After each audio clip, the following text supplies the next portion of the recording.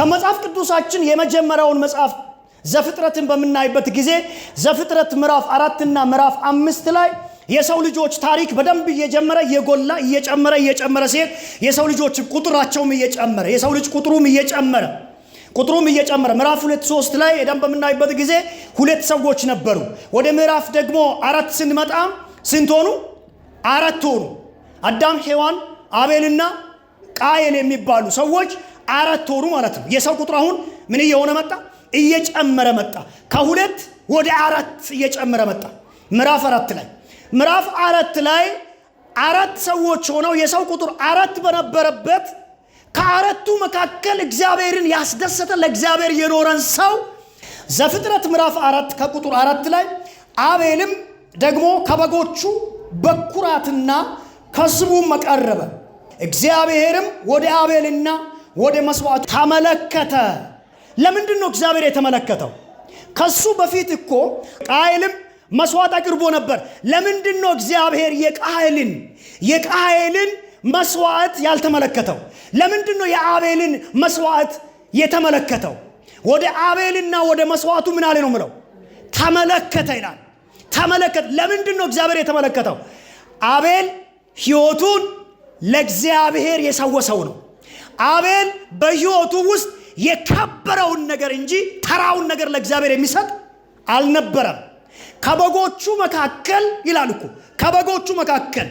ከበጎቹ በኩራትና ከስቡ አቀረበ ነው ምለው። የሰበውን በኩር የሆነውን ከላይ ያለውን ዋናውን ያልሸረፈውን ሰው ያልቆረሰውን ለኔ ቤት ብሎ ለኔ ሕይወት ብሎ ያልቆረሰውን ያላስቀረውን ያልተነከሰውን ያልሸረፈውን ነገር ለእግዚአብሔር ሰዋ።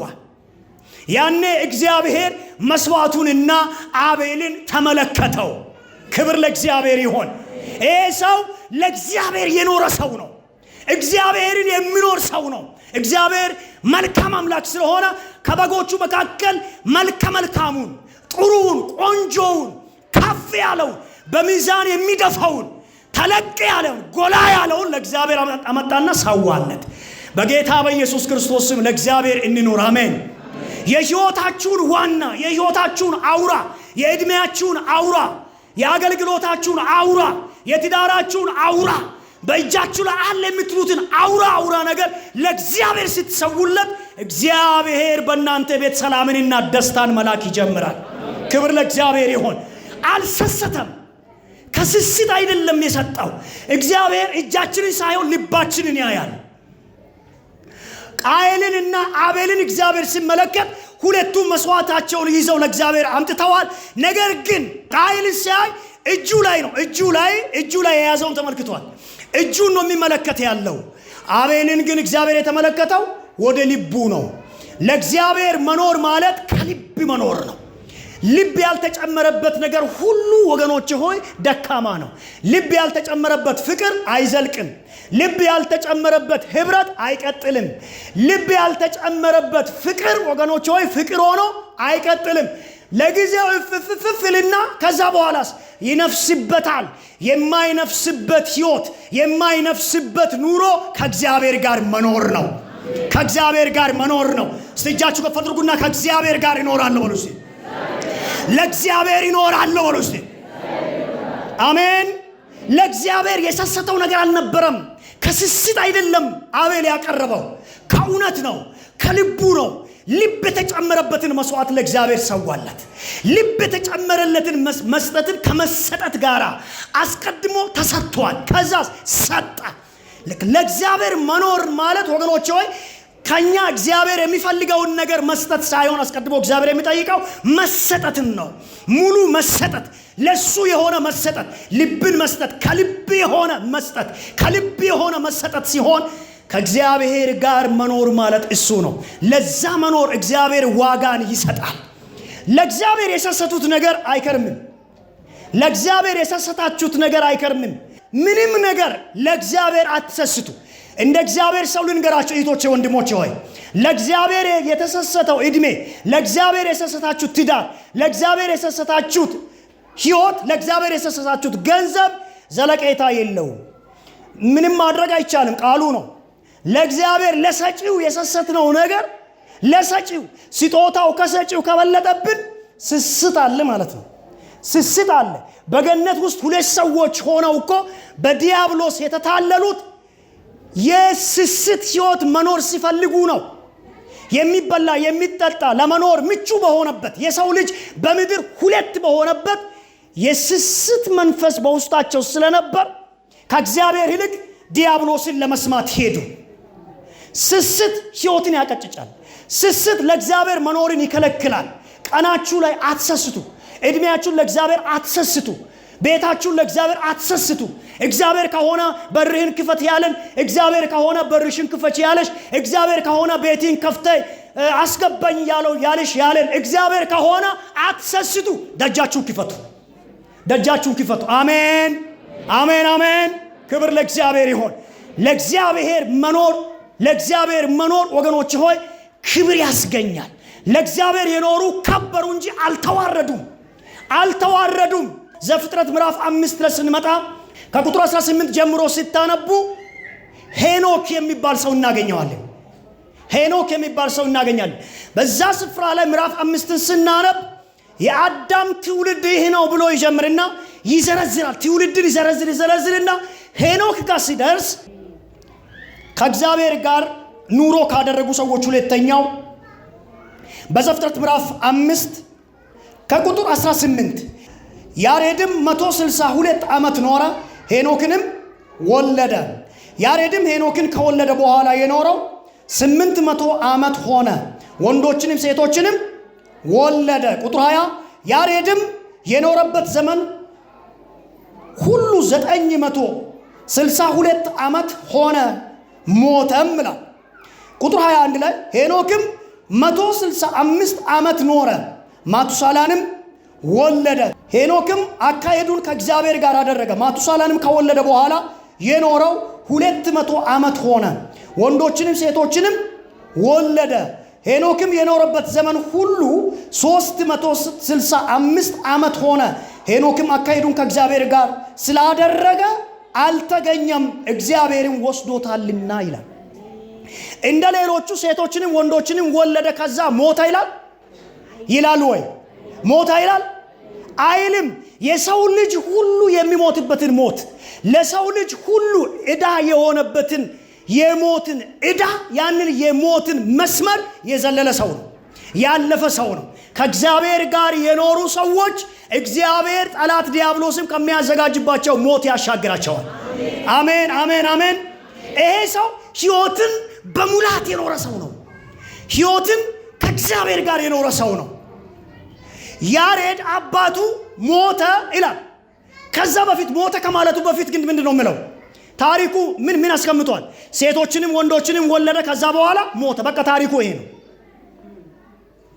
የሄኖክ አባት የነበረው ያሬድ ወንዶችንም ሴቶችንም ወለደ። በጣም ብዙ መቶ ዓመታትን ኖረ። ከዛ በኋላስ ሴቶችና ወንዶችን ወለደ። መጨረሻስ ሞተ።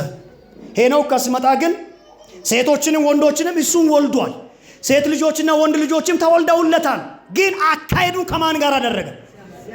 ሞተ ግን ይላል ወይ? ለእግዚአብሔር ስትኖሩ በእጃችሁ ላይ ሊሞቱ የጀመሩ ነገሮች ሕያው ይሆናሉ። ለእግዚአብሔር መኖር ስትጀምሩ ዘራችሁን ስገለ የመጣው የዘር ማንዘር ውስጥ ያለው ታሪክ ይቆረጣል። አሜን፣ ይቆረጣል። አጠገባችሁ ላይ ለእግዚአብሔር ስትኖር በሉ። ሃሌሉያ። ከዘር ማንዘር የሚከታተል ነገር በሉ ተቆርጦ ይቀራል በሉ። የዘር አመጣጡን ተመልከቱ፣ አንብቡ የዘር አመጣጡን። ሄኖክ ጋር ሲደርስ ወንድ ልጆችን ሴት ልጆችን ወለደ፣ ሞተ አይል። በቃ ታሪኩ እንደዚህ አልደመደም። አልተገኘም። ለእግዚአብሔር የሚኖሩ ሰዎች ለሰይጣን አይገኙም። ለዚህ ዓለም ውርደት አይገኙም። ዲያብሎስ ለደገሰው ድግስ አይገኙም። ለእግዚአብሔር የኖሩ ሰዎች ከእግዚአብሔር ጋር ይሆናሉ፣ ከእግዚአብሔር ጋር ይሰወራሉ። አሜን። መሸሸጊያቸው እግዚአብሔር ነው። አሜን አሜን አሜን። ስፍራቸው እግዚአብሔር ነው። አልተገኘም ነው ምለው። አልተገኘም። ሞታ በቃ አለቀ አበቃለት አይልም። አልተገኘም። ቀጥሎስ እግዚአብሔር ወስዶታልና ይላል። እግዚአብሔር ለሱ የሚኖሩትን ሰዎች ወደ ከበረ ስፍራ ይወስዳቸዋል። ወደ ከበረ ስፍራ ሰው ወደማያውቅበት ጥበብ ወደማያውቅበት ዕውቀት ወደማያውቅበት ሄኖክን እኮ እግዚአብሔር የወሰደበት ቦታ ተመራማሪዎች የማያውቁት ስፍራ ነው። ራሱ እግዚአብሔር ነው የወሰደው። እግዚአብሔር ወስዶታልና አልተገኘም ይላል። ክብር ለእግዚአብሔር ይሁን። ለማን ኖሯልና? ለእግዚአብሔር ኖሯል። እህቶቼ ወንድሞቼ ለእግዚአብሔር ኑሩ። ጥድፊያ በበዛበት በዚህ ዘመን፣ ግፊያ በበዛበት በዚህ ዘመን፣ ወሬ በበዛበት በዚህ ዘመን፣ የሚያወርድ ወሬ በበዛበት በዚህ ዘመን፣ ንጥቂያ በበዛበት በዚህ ዘመን እንደ እግዚአብሔር ሰው እነግራችኋለሁ፣ ለእግዚአብሔር ኑሩ። ለእግዚአብሔር ኑሩ። የተደገሰባችሁ ክፉ ድግስ አያገኛችሁም። ለእግዚአብሔር ኑሩ። የክፉ ሾንጎ አይመታችሁም። የጠላት ወጥመድ አይዛችሁም። ለእግዚአብሔር የኖረን ቤተሰብ እግዚአብሔር ይጠብቃል። ለምንድን ነው ቢባል የሰጡትን የሚጠብቅ አደራን የማይበላ ጌታ እግዚአብሔር ብቻ ስለሆነ በቃሉ የታመነ እግዚአብሔር ስለሆነ የሰጡትን ይንከባከባል። ለእግዚአብሔር ኑሩ፣ ልጆቻችሁ ይጠበቃሉ። ለእግዚአብሔር ኑሩ፣ ሕይወታችሁ መልካም ይሆናል። ክብር ለእግዚአብሔር ይሁን። አጨብጭቡ ለእግዚአብሔር ክብር። እግዚአብሔር መልካም አምላክ ነው። ለእግዚአብሔር መኖር ታዲያ ምንድን ነው? ለእግዚአብሔር መኖር ቅድስና ነው። ቅድስና ለእግዚአብሔር መኖር ነው። መጽሐፍ ቅዱስ የእግዚአብሔር ቃል ሲናገር ቅድስና ለማን ይላል? ሃሎ፣ ቅድስና ለማን ይላል? ስለዚህ ቅድስና ለሰው አይደለም። ቅድስና ወገኖች ሆይ ለማንም አይደለም። ቅድስና ለመሪዎቻችን አይደለም። ቅድስና ለመጋቢዎች አይደለም። ቅድስና እግዚአብሔር በወቅቱ ላስነሳልን ሰዎች አይደለም። ቅድስና ለእግዚአብሔር ነው። ሰው ባለበት ለሚያይ፣ የሰው አይን በማያይበት ለሚያይ፣ ሰማይንና ምድር በእጁ ላይ በሚያነብ እግዚአብሔር ፊት የሰው ሁሉ ድርጊት እንደ አደባባይ የሚታይለት እግዚአብሔር በሱ ፊት በቅድስና መኖር ለእግዚአብሔር መኖር ነው። ለእግዚአብሔር መኖር ቅድስና ነው። ቅድስና የቅድስና ሕይወት ለእግዚአብሔር መኖርን የሚያሳይ ሕይወት ነው። ለሰው ስላልሆነ ቅድስና ለማን ነው? እስቲ በሉ፣ ቅድስና ለማን ነው? ለእግዚአብሔር ነው። የእግዚአብሔር ቃል ሲናገር እንዲህ ይላል፣ ማን ነው በፈቃዱ ራሱን ለእግዚአብሔር የሚቀድስ ይላል። እግዚአብሔር አስገድዶ እንድንቀደስ አይጠይቀንም። እግዚአብሔር በፈቃዳችን እንድንቀደስለት ይፈልጋል። ስለዚህ ለእግዚአብሔር መኖር ማለት በቅድስና መሆን ማለት ነው። የንግግር ቅድስና፣ የኑሮ ቅድስና። በዚህ በጥድፊያ ዘመን ካልነጠቅኩ እንዴት እኖራለሁ? ካልቦጨቅኩ እንዴት እኖራለሁ? ካላጭበረበርኩ እንዴት እኖራለሁ? ካልዋሸው እንዴት እኖራለሁ በሚለው ዓለም ላይ ክርስቲያኖች ግን የእግዚአብሔር ሰዎች ግን በቅድስና ይኖራሉ። በቅድስና መኖር ለእግዚአብሔር መኖር ይባላል። ለእግዚአብሔር መኖር ይባላል። በማጭበርበር፣ በመዋሸት፣ ክፉን በመስራት፣ የጥልፍልፎች ሕይወት በመኖር፣ የብልጣብልጥ ሕይወት በመኖር ከእግዚአብሔር ጋር መኖር አይቻልም። እግዚአብሔር ከብልጣብልጦች ጋር አይኖርም። እግዚአብሔር ከቅዱሳን ጋር ይኖራል። እኔ ቅዱስ ነኝና ምን በለዋል? ቅዱሳን ሁኑ አለ። እኔ ቅዱስ ነኝና ቅዱሳን ሁኑ ነው። እግዚአብሔር ቅዱሳን ሁኑ ነው ያለ። ስለዚህ ለእግዚአብሔር መኖር ማለት በቅድስና መሆን ማለት ነው። በቅድስና መሆን ማለት ነው። የሚያስቆጣ ነገር ቢመጣ መዋጥ ነው። ቅድስና የአንደበት ቅድስና፣ ቅድስና የአንደበት ቅድስና፣ የምላስ ቅድስና፣ የኑሮ ቅድስና፣ የሕይወት ቅድስና፣ የአለባበስ ቅድስና። ለእግዚአብሔር የኖረችዋ በከተማ ስትት ትታወቃለች። አይደለም በቤተ ክርስቲያን ውስጥ። ዓለም ምን ትማር? ከኛ ምን ትማር? ዓለም ከኛ ምን ይማር? እኛ በቅድስና እንወጣ አንገባ።